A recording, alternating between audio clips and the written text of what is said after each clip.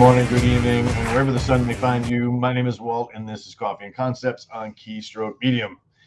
So this morning we have our returning guest back for revenge. We have Jason. How are you, sir?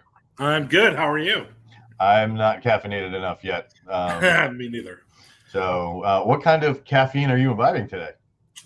Javalia. Ooh, and tell us a little bit about this. Well, it's I don't know. I mean, I put Snickers creamer in it. So how does that taste? I really like it. Actually, it's one of my new favorites. Huh. I really do like it. I got sick of the caramel stuff that I normally use, like the macchiato and stuff like that. So I try something different. I'm really liking it. I really do like it. Yeah, I that's the only downside to drinking the coffee black is I don't really experience all the fun stuff that everybody puts in it. Yeah. So for me this morning, I got a weird day going on, so it was French press right when I got back, boiled some water, some Sumatra coffee. It's got a nutty kind of like earthy taste. It's usually the stuff I like to drink is like my go-to coffee. Right. It's a dark roast, so there's less caffeine, so I can kind of sip it throughout the day. Yeah. And everybody, usually when they come in, they're like, "Oh my God, you're drinking so much coffee!" But it's like, usually I'll make some and put it in a decanter, right? And I'll take 2 sips, and then the cup will sit there for hours. Okay. And then I'll I'll be like, "All right, I'll pour more, blah blah blah." Yeah. But I'm really not drinking that much. I'm just drinking it very, very slowly. So, but they see me going to the coffee pot and they're all like, "You're always at that thing. Do you even work?" Of course I do. I got the computer right next to it. Absolutely. So is that a coffee that you take in all the time, or do you kind of differentiate, move around? I mean, really, it's kind of whatever I can afford at the time, like whatever is on sale or whatever I feel like buying when I go to the store. Right. Really, it's not. I'm not a coffee snob like my brother-in-law. I drink a lot of it. What does he drink? He has to, press his own and grind his own beans, and he's got the big espresso machine. And he does the whole, he does the whole thing. And so even though we both work for the state of New York, and I work overnights, and he gets mandated to overnights because he works evening shift, and we have to drink a lot of coffee, which is garbage coffee because it's state coffee. Yeah.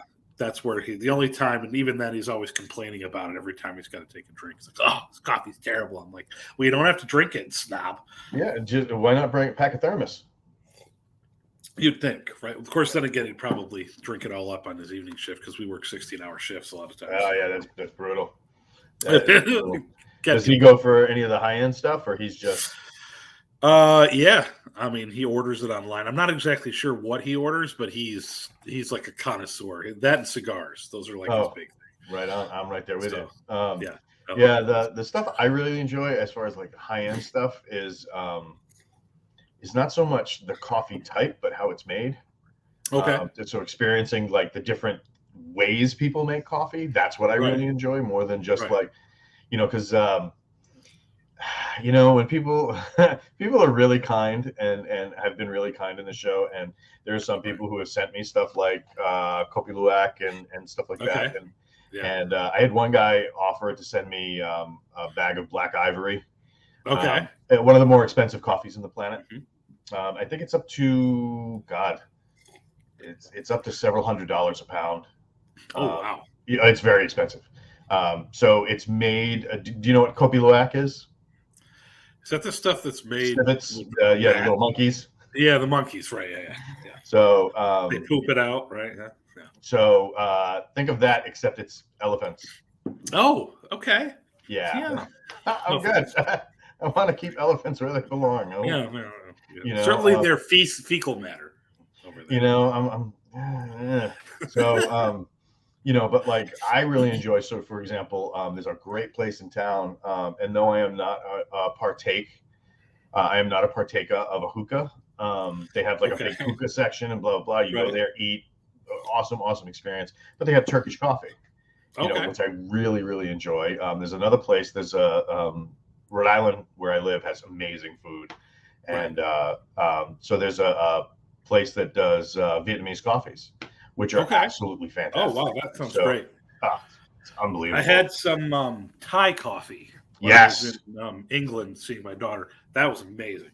Right. That was really good.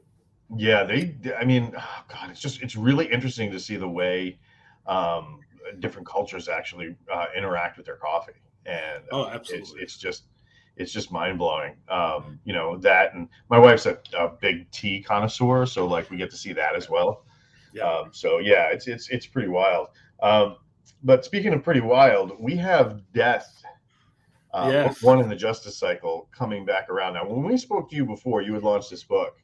And the launch didn't go exactly how you wanted it to, so you pulled back and blah blah. Can you talk about that a little bit?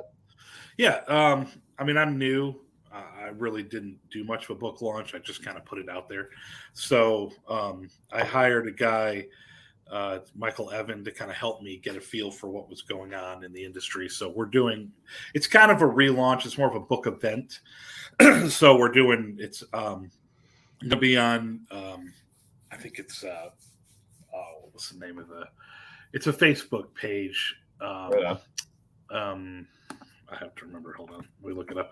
I should have had that ready, but I had to film. I was filming a movie last night. Oh really? Oh, that's right. You were telling me. That's awesome. And we didn't get all of our scenes done, so I have to do some more today when I get done here. Right on. But he does like this for a living. So he's got like a website. It's a fantasy website for fantasy. And we're going to go on the website. We're going to do an all-day event where we're going to be talking about the book. We're going to be giving away some books for free. We're going to do like a book blast. We're doing like a bunch of book blasts where they're, blasting it out to all these different people. That the book will be available on Kindle for 99 cents that day only. And, so that's kind of what we're going for there. We're trying to get some traction again, because it didn't really seem to get much traction. But then again, I mean, I'm new at this, so learning the industry was all kind of part of what I did. Putting this out there was just kind of what it's kind of like a learning curve for me. So I knew that when I was putting it out that I was not gonna really, it really wasn't, I didn't know what was going to happen with it. It was just kind of like, all right, let's see let's see what we can do with this. And, I had tons of friends that were doing this, and like you, that were like, hey, yeah, you can do this.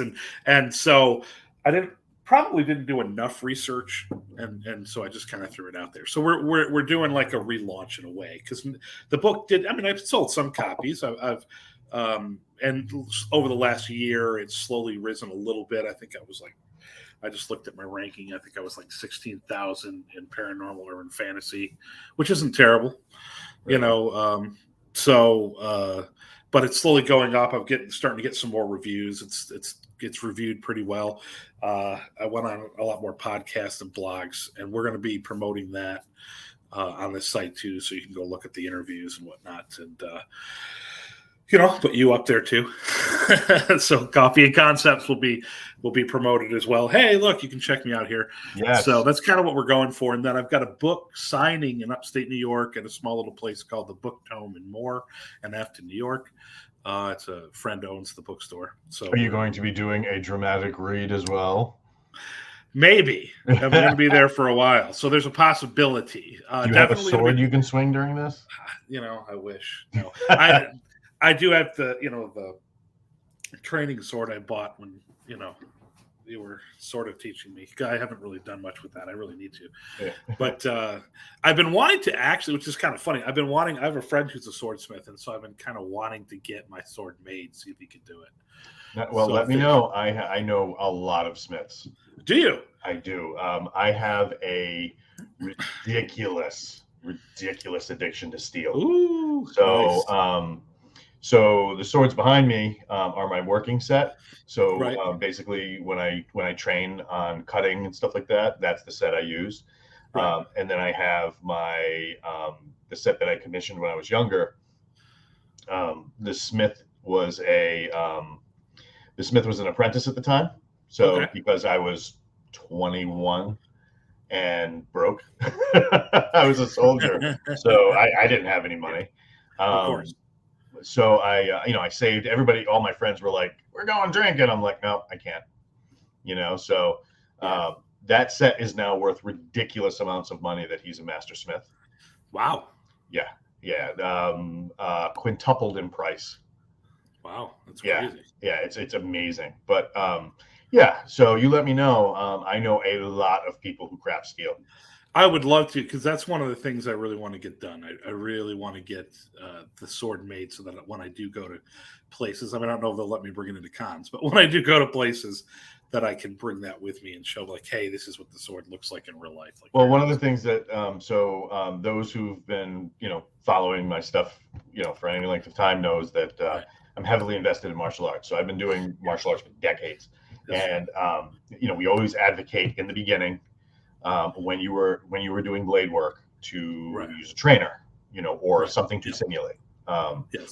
So let me know as well. So for when you go to cons and stuff, I know people who can make you either aluminum renditions that are just as good, as good looking, or they can do polypropylene plastic.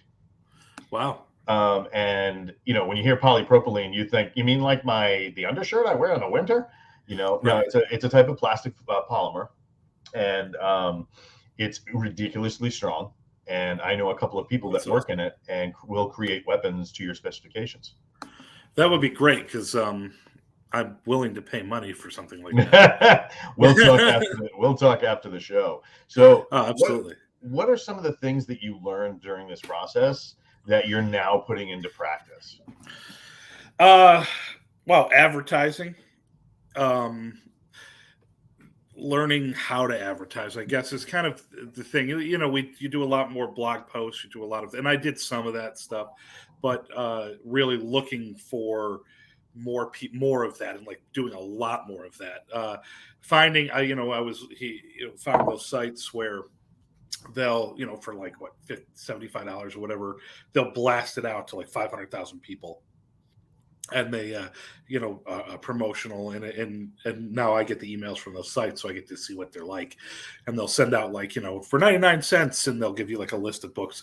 But just surprising how many people actually use that, and how many people actually pick books from that. So finding those sites was something I hadn't done before. Finding, developing a Facebook group, which I hadn't done. Because I really didn't know what that meant. Like, hey, let's create a Facebook group. So that's something that's on the horizon for me as I develop more of a following. But really, that's kind of the big thing, is just the learning the promotional side of things, because it was something I really didn't know. It was like, all right, I knew I could put my book out there, but what does it mean to promote your book? What does it mean to do those things, and what does that involve? Facebook ads or Amazon ads, or all of these things that now I'm learning the process of. What's valuable, what's not. Because some of it can be very expensive, but is it going to bring the returns that you need? So learning what it is that what's valuable for where I'm at in my writing journey. Which may be valuable later on to spend like $1,000 a month or whatever on certain ads, might be valuable when I've got 4 or 5 books out there that I'm I'm promoting, as opposed to one. What's valuable for one book that's out there, because you want people to buy the book. And it's not even right now about money. It's just about getting traction. I'm not trying to make enough money to quit my job right this second.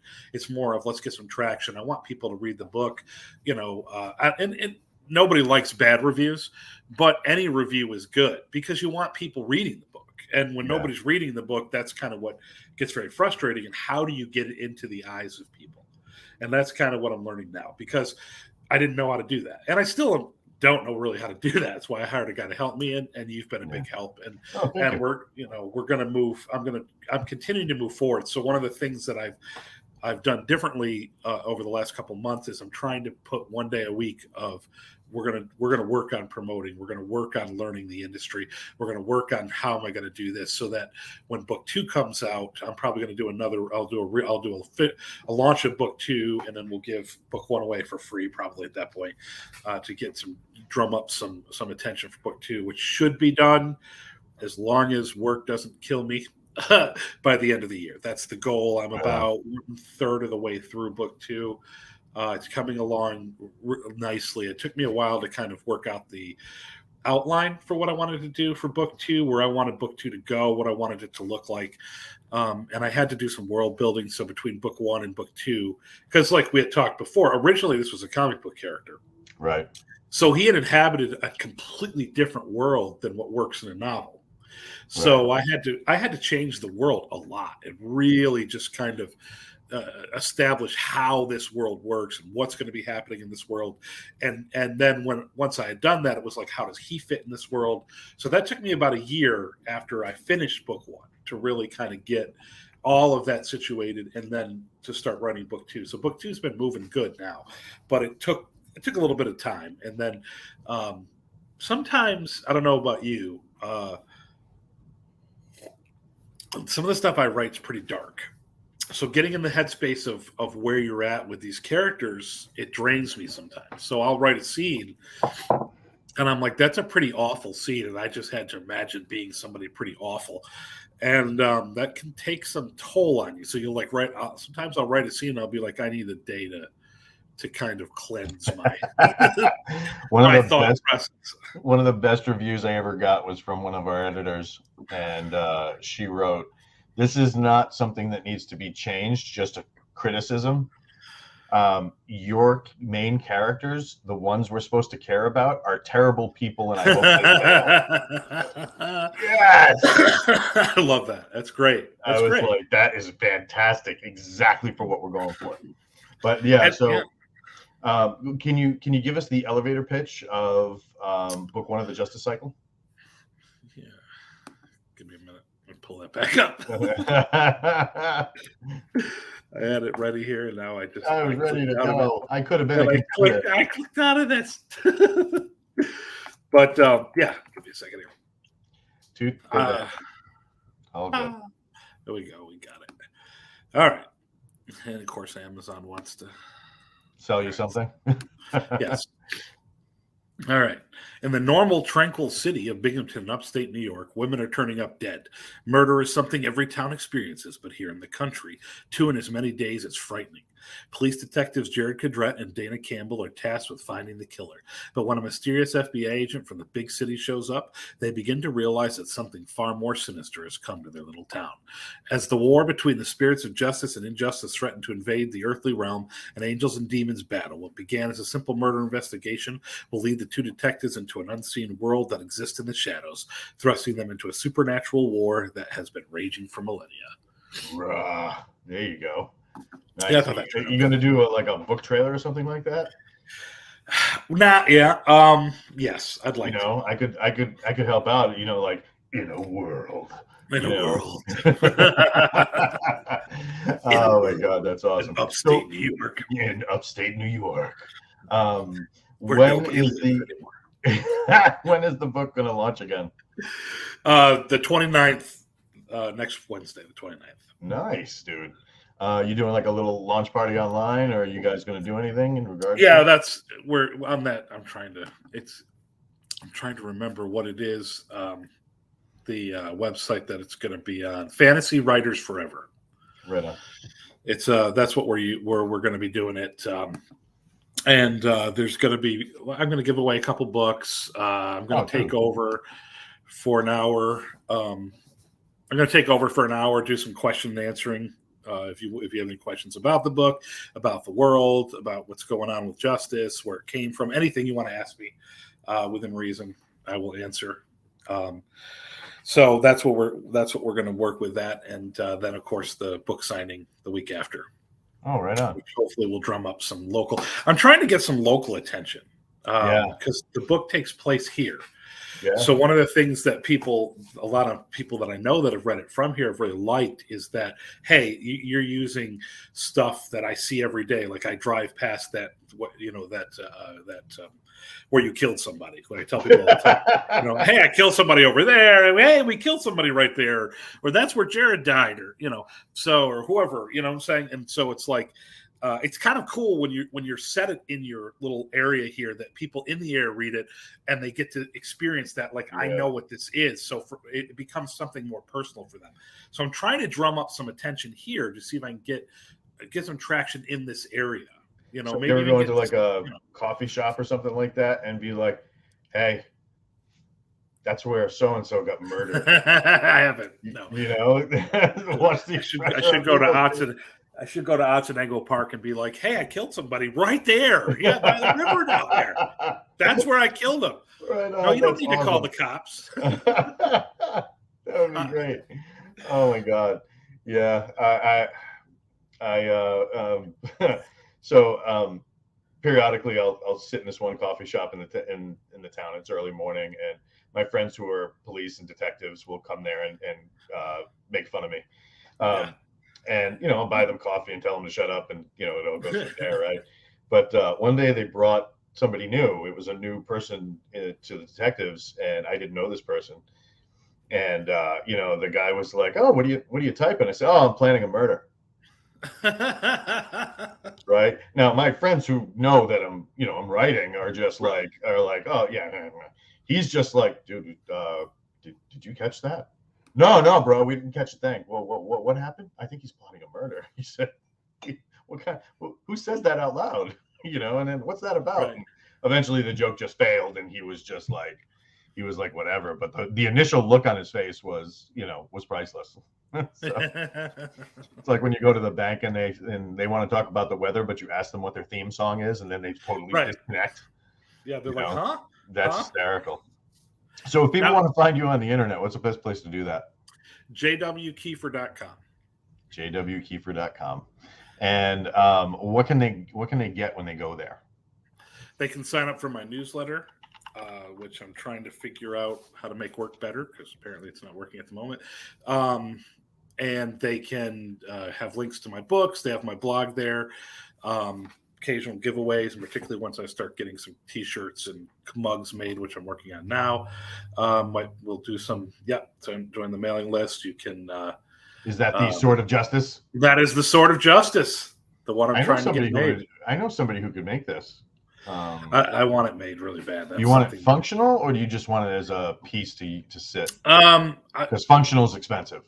Yeah, probably a piece to sit to start with. Yeah, because something I can bring with me, or hang on my wall. Yeah. Also, there's the conceptual art we were talking about. Oh, right on. And cool. He did a good job. He did. It wasn't quite what I wanted, but he did a good job. So, and you can see my blog there, and I have updates. I think if you go up, you'll see the new updates. So you got the book signing and the 99-cent giveaway, and links to. I have a short story published in Storming Area 51. And then, of course, my first book and anything else that I'll be working on will be put up here, and you can reach me there as well. You can also email me at author jwkiefer at gmail.com if you want to just directly email me, which you can do as well. That's great, man. Good luck with it. When book 2 starts the process and you're putting it in the pipe to launch, let us know so we can get you back on and talk more. Oh, absolutely. See what kind of creamer you're putting in your coffee then. Oh, absolutely. I'm sure it'll be different. Probably Irish cream at that point. Right? Oh, my God. We want to thank everybody for hanging out with us this morning and taking a little bit of your time to share your coffee with us. Don't forget to check out Keystroke Medium on Facebook. Go over to the YouTube. Make sure you like and subscribe. The more people we get and the more eyes we get on this process, the better that we can tailor it to exactly what you want to see, how you want to do it, and what you want to read as we go forward. Any last thoughts before I hit the button and shut the shades? I don't know if it's shared with everybody, but I shared the Facebook page for Fantasy Writers Forever. And if you click on that link, I can actually do one of these and I can make magic happen. That is a long link. It is. See, we have tools that will allow. Oh, nice. We have tools that will allow people to do this a lot easier. There we go. Yeah, that's a lot better. So if you go to shorturl.at /t, I believe that's an L, capital M, capital Z, and 7, then that will take you right to that site. And you should be good to get it. And when you do, it'll look something like so. So you get to this group, sign up, do your thing, make sure you answer all the funny questions, and then obey the rules. And you too can be a fantasy writer forever. But make sure you stroke medium first and buy some coffee. Josh needs a new pair of shoes. Yes. Hey,